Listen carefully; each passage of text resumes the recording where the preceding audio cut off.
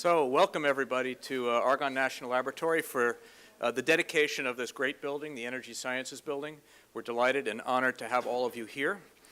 Before we start, I just wanted to welcome a few of our VIPs. First, Joe McBurdy is here from the Department of Energy representing the strategy behind this building. Actually, their strategic investment in Argonne and the labs in general has really been critical for making sure that the innovative ecosystem or pipeline remains intact.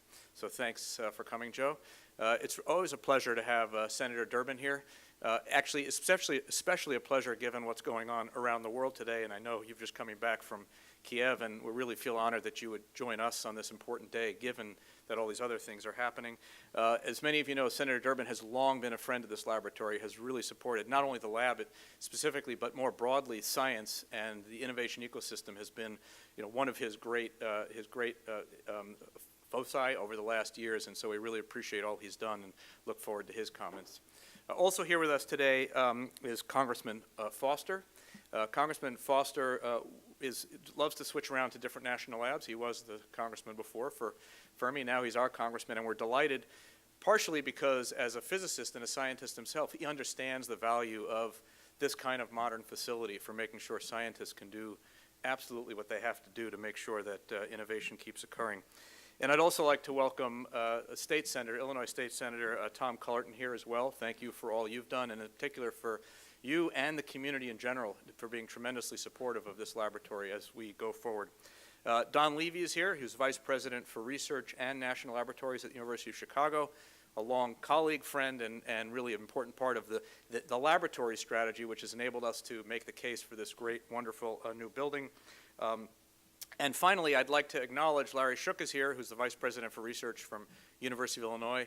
We don't do what we do here at Argonne. We don't do what we do here in buildings like the Energy Sciences Building without close partnerships with our allies and colleagues at the universities in the neighborhood, and Larry represents that group. And then lastly, I'd like to also welcome John Mccarter, who's here, a terrific ally for science and generally for educating the public. He's here. He's also on our board of governors, and he's here with his family sitting just a couple rows back. So, John, welcome and thank you. So today we're celebrating a really important dedication, which is our Energy Sciences Building. We're celebrating moving into this building in this dedication, but more importantly, what we're really celebrating is our rededication to the mission for which we are here, the mission of science delivering on great solutions to energy, the challenges of energy. And the challenges in energy, the challenges that underlie that in science are really great. We're talking about huge challenges to thinking about by 2100, the whole globe will be using 50 terawatts of energy. Today we're using less than a third of that. How are we going to grow our energy supply to make that happen in a clean way? And that's really the kinds of problems that we're thinking about solving here. They're immense problems. This building is really designed to bring together and solve some of these problems. For example, in energy storage space, where we're thinking about going from 40-mile batteries to 400-mile batteries. How do you do that? Well, we don't know yet. That's part of what we'll do here. How do you take sunlight, CO2, and water and make usable fuels, biofuels, for example? That kind of chemical transformation work is going on here. So these are the kinds of things, the great challenges that happen. What makes this building special is the fact that under one roof we're bringing together a whole range of disciplines. Science today is not just solved by a single scientist sitting in a lab, although that's very important for our scientists who are here, but it's also really important that those scientists get together in a sense that the science today is a contact sport, to get from their ideas at the lab to the ideas that scale to providing terawatts of power, terawatts of electricity, really requires scientists to get together in a new way. And this building allows them to do that around seminar rooms, around coffee in the hallway, and around their laboratories and office space. So this building is really a 21st century place to do 21st century science. And so we're really, really excited to have this building opening today. Since the groundbreaking 3 years ago, and I want to mention Senator Durbin was here 3 years ago, a lot's happened. Since then, we've won this big grant from the Department of Energy called the Joint Center for Energy Storage Research. That is a under one roof concept, energy innovation storage hub, energy innovation hub, in which we have scientists from Argonne and 4 other national labs, 5 universities, including University of Chicago, University of Illinois, and Northwestern University, and 4 industrial partners, including Johnson Controls and Applied Materials, all banging their heads together to try to innovate in the battery space. Those folks will be working here as well as all around the country. Since 3 years ago, we've also started a construction or building out of a new program jointly with the University of Chicago called the Institute for Molecular Engineering. And if you notice when you come in, this building's finished. We have an annex, thanks to our project team, like Karen Hellman. We have an annex right next door that will house these molecular engineers in doing also new kinds of science, trying to build structures in energy, trying to build structures in medicine and medical devices from the molecular scale up. So it's a new kind of engineering. We'll have that going on here. And these are all the new developments that have happened since we actually had the dedication or the groundbreaking originally.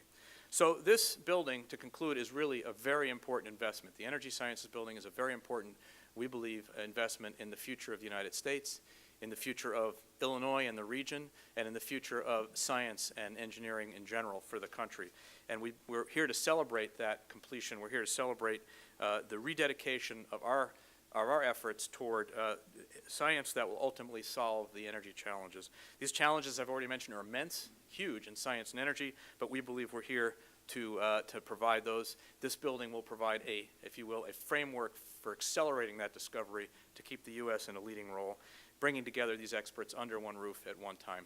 So I really appreciate everybody being here. And what I'd like to do is now introduce our next speaker. And I'd like to ask Don Levy, who's a colleague and Vice President for Research at the University of Chicago, to make a few comments on behalf of the university.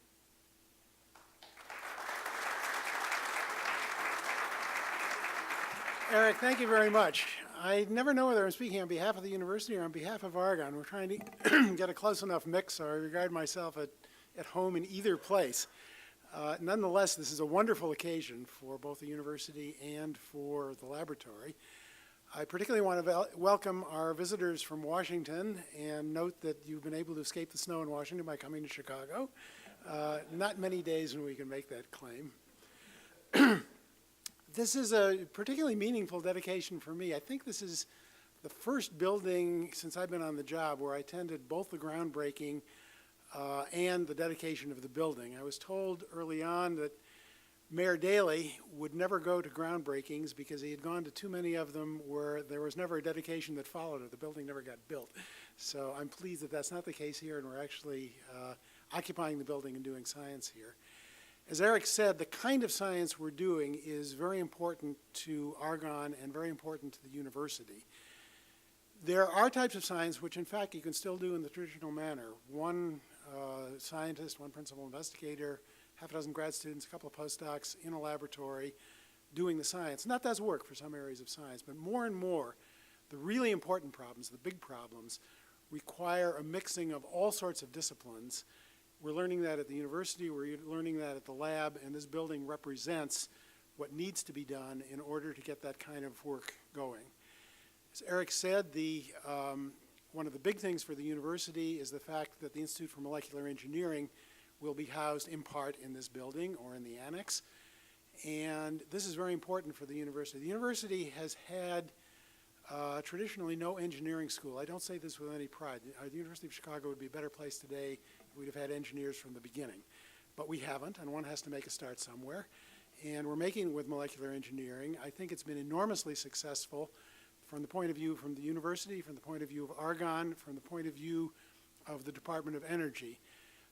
Many, if not all, of our present appointments, first of all, are spectacular people that any university, any laboratory would kill to have on their staff, and they're joint appointments between the lab and the university.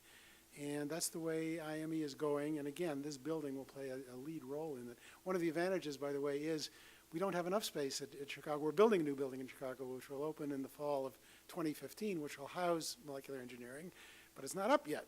So they have to come out to Argonne, and I hope this sets a pattern where the members of molecular engineering, staff of molecular engineering, the students, the postdocs, have two homes and operate out of both of them. I should say, although this is the first building where I've been at both the groundbreaking and the dedication, I sincerely hope it is not the last. I hope this is the wave of the future. Joe McBreedy, Congressman, Senator, take note of that we hope this is these things get built with a lot of help from Washington, a lot of help from the state. I must say, we've had a lot of support in various projects out here from the state. Finally, I think I'd like to close a little bit off script, and that is to recognize the fact that the vision for this comes from scientists. There are a lot of laboratory management, the university management has been involved in this. The scientists are looking forward to it, and we'll have a home in the building. Somebody's got to build the thing once you've decided, and the support staff at Argonne, I'm not going to name anybody because I'll get the names wrong. I wasn't pre-aligned for this. The people who actually are told, yes, we now want to build a building, we want it to work for the scientists in the following way, go and do it, really do a spectacular job. I've been through this building several times while it's under construction. My tour was very safe, I will tell you. I did wear glasses and boots and gloves, and they would never let me in if I hadn't. And I think the result of this is spectacular, and there were a lot of people responsible for the design and construction who, without them, it wouldn't have happened, or it wouldn't have happened in nearly as good a way. I've been in a lot of bad buildings. This is not a bad building. It's a very good building. So congratulations to Argonne. A little bit of congratulations to the University of Chicago. It's just a delight to be here this morning. Thank you.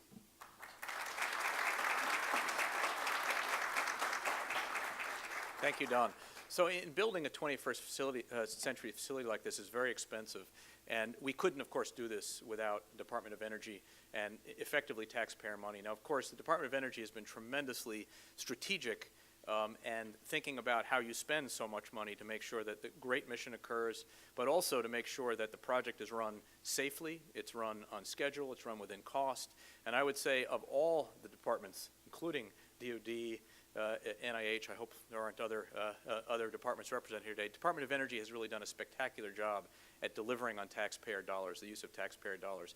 And really the way I see that happening is because of the great people at headquarters in DOE. And one of those people is Joe Mccarter, who I'm going to introduce here now, who's really been a partner in building this place and making sure that what we do is we spend every single penny for something that will really have a big impact. So your bang for your buck is great. And so, Senator, Congressman, have no fear. DOE does a great job in this. That's why we got such great buildings.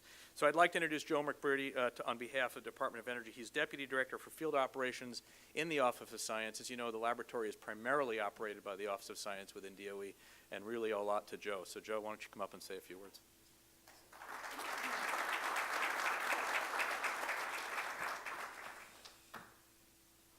So, Don, being one of those folks who escaped the Washington snow, I appreciate that. Of course, I lost a day off, so also keep that in mind. So,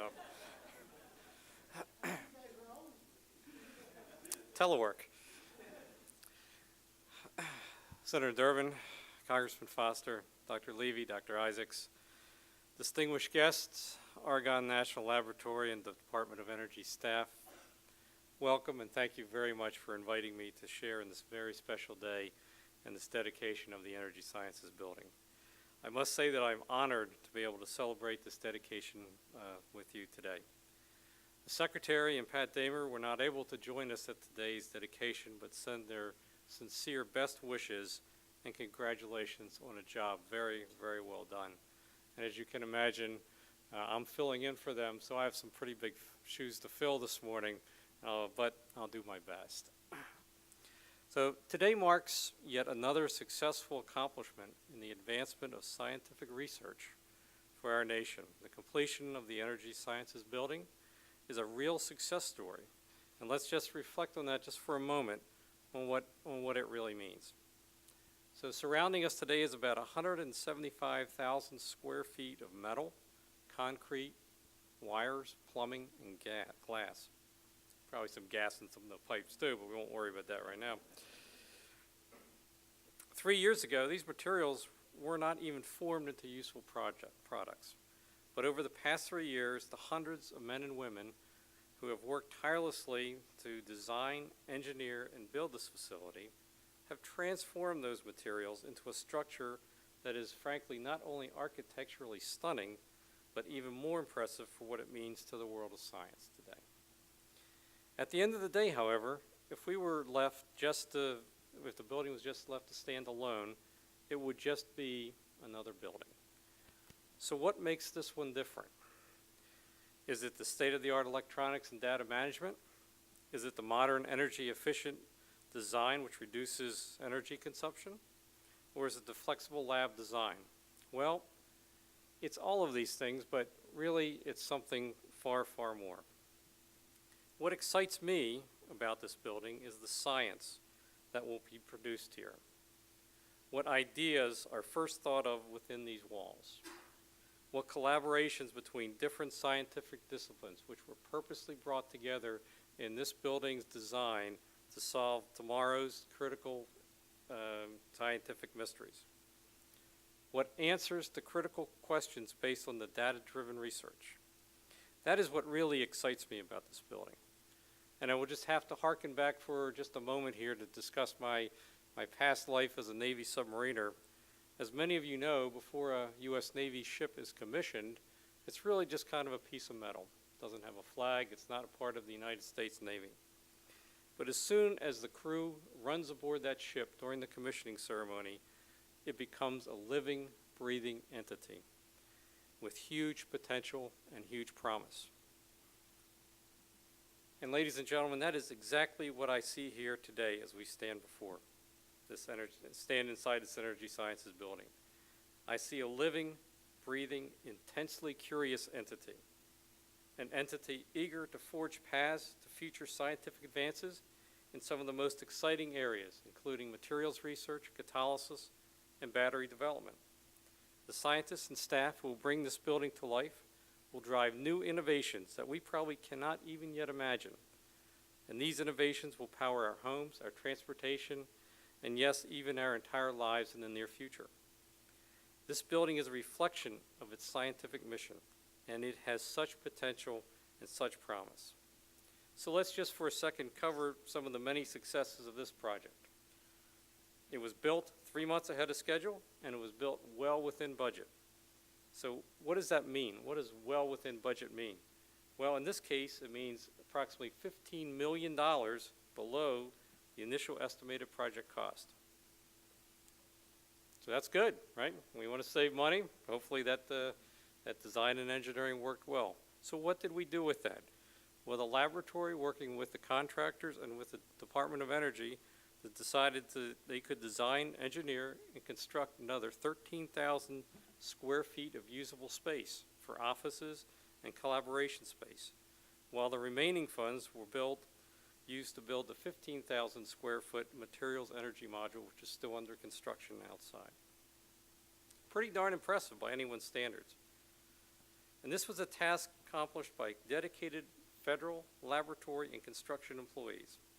The Energy Sciences building, along with the renovation of buildings 222, 223, and the proposed material design laboratory, will be at the center of the transformation of the Argonne campus to 21st century science.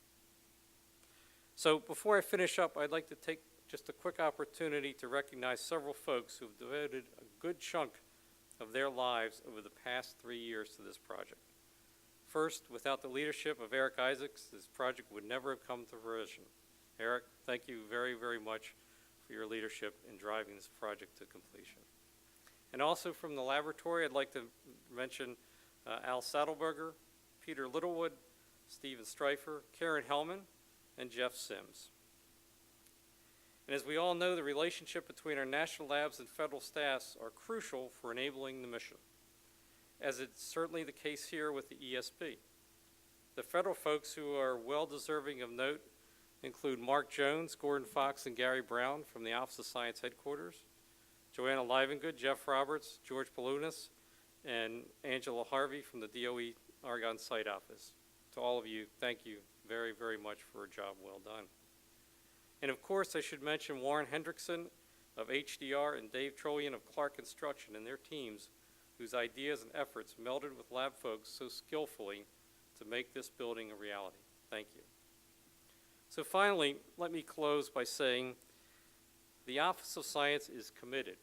We are committed to improving the general infrastructure throughout the entire DOE complex.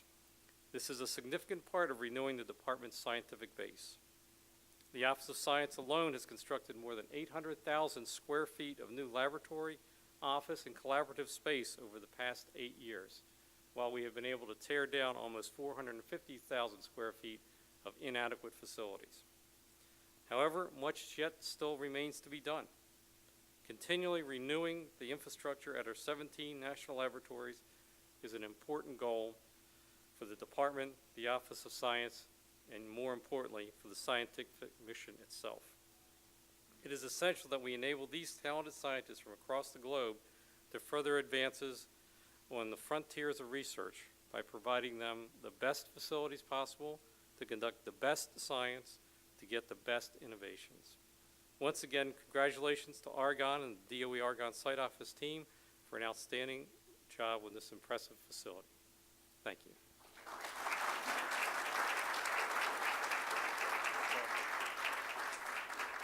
Thanks so much, Joe, and remember, the Materials Design Lab is next on the list. So anyway, so we are supremely fortunate at Argonne, in the region, and in the state to have a congressman and a senator who really understand not just the importance of science, but the importance of that science for engineering, for applied science, but also for the economy.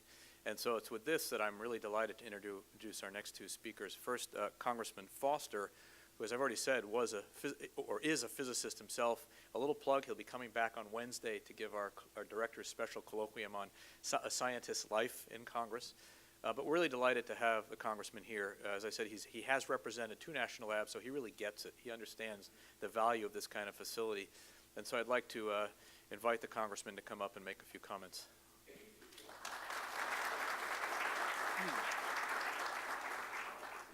Thank you, Eric, and thanks to everyone responsible for bringing this to a successful fruition.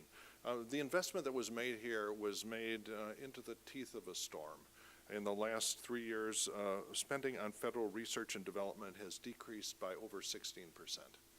And, you know, as someone who served at laboratories and also was very involved in a high-tech business. I guess I'm best known for being a scientist, but when I was a kid, I started a business that now manufactures the majority of theater lighting equipment and control systems. And so I understand the importance of federal investment in the workforce and in technical facilities. One of the highest returns on investment of any investment we can make is in technical facilities and the technical skills of our workers. And as most people in Congress, all people in Congress should know, economic growth is equal to investment times return on investment. And so it is the duty of the federal government to invest in things that have the highest return. And the best estimates are something like half of all economic growth since World War II is due to technology.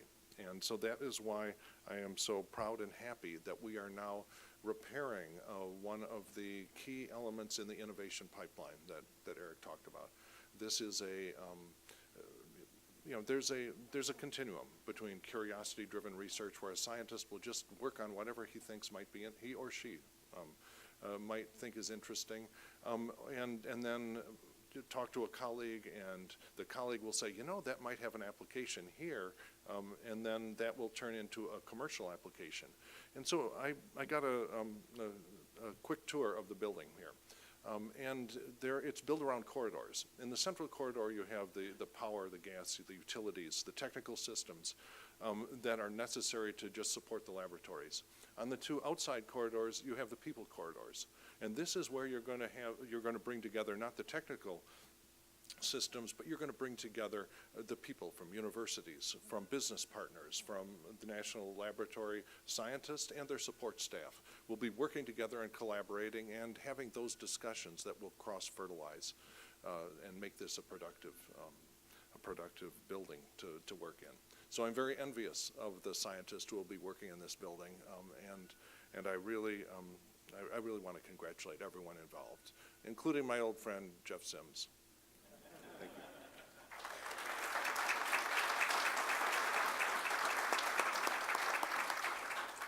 you. So none of this could be possible without the visionary leadership of our Congress, in particular our Senate.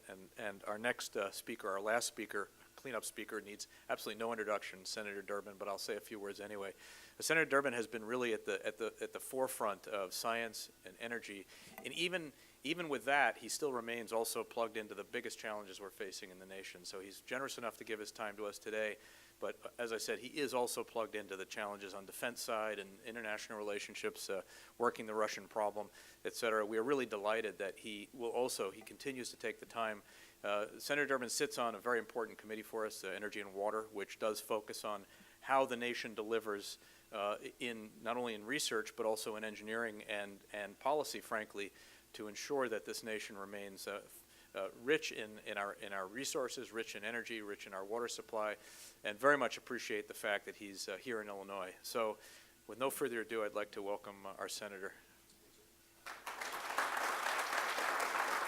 Thank you. Thank you very much. First, my apologies for being late. We need one scientist to figure out how to turn off a cell phone. But it is a joy to be with you this morning.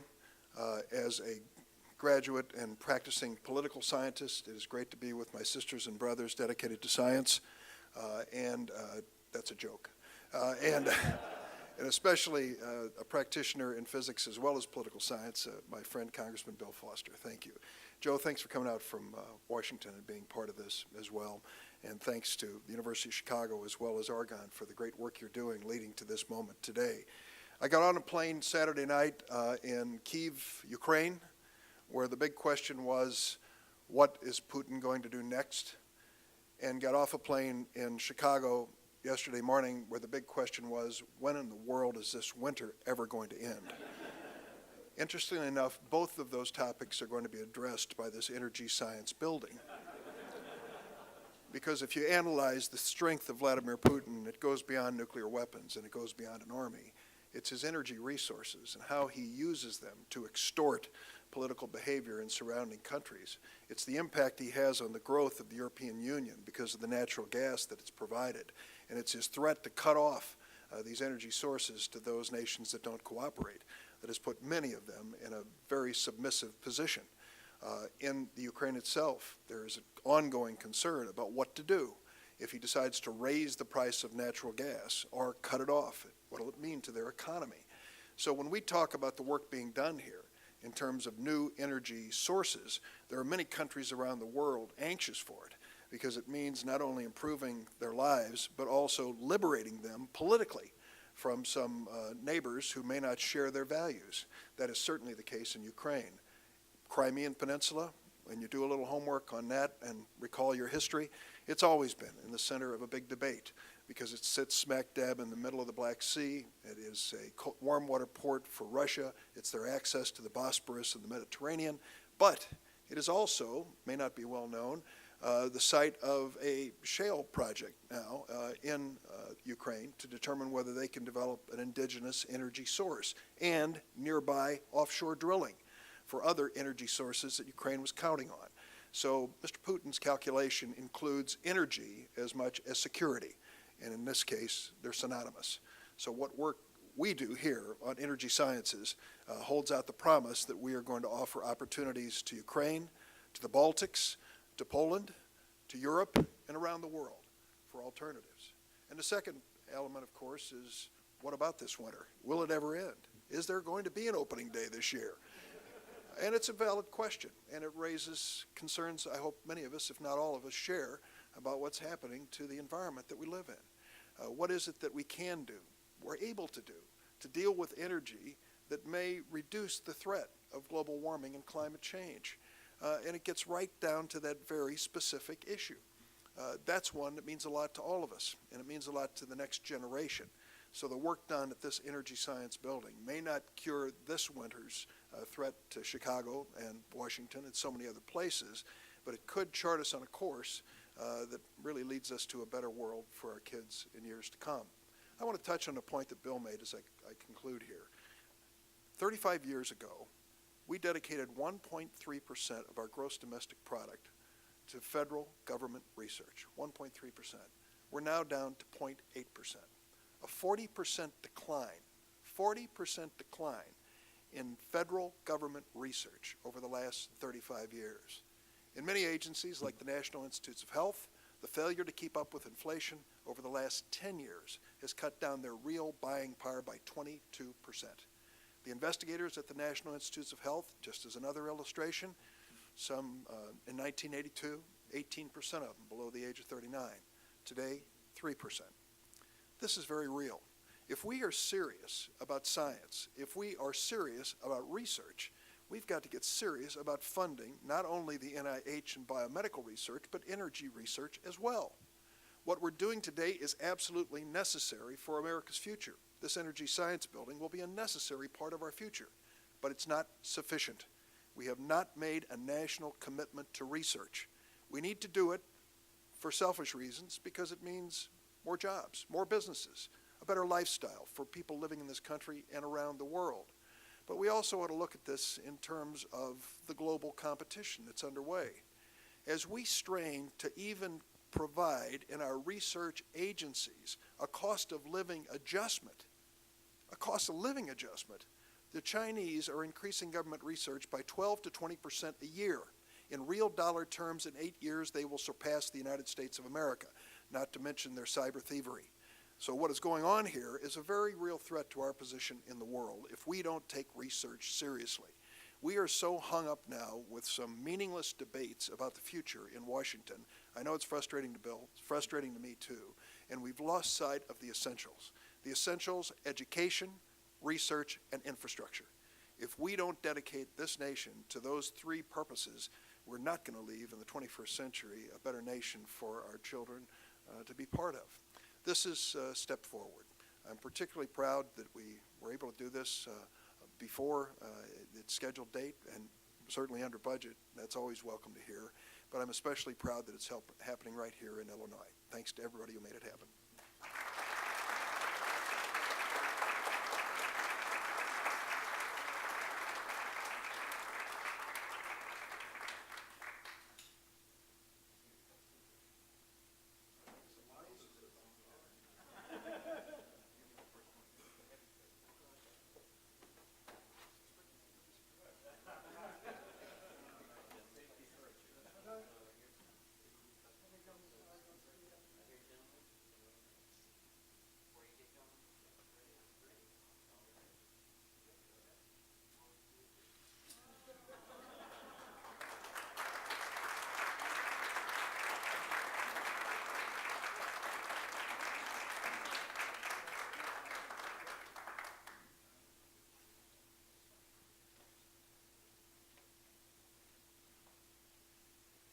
Well, thank everybody for coming. Really appreciate you coming. It's clearly a lot of interest in this. We have folks from Argonne, folks from Capitol, folks from everywhere. So I wish you all the best, and watch us carefully because in the next few years you'll see great things coming from Argonne and from this building.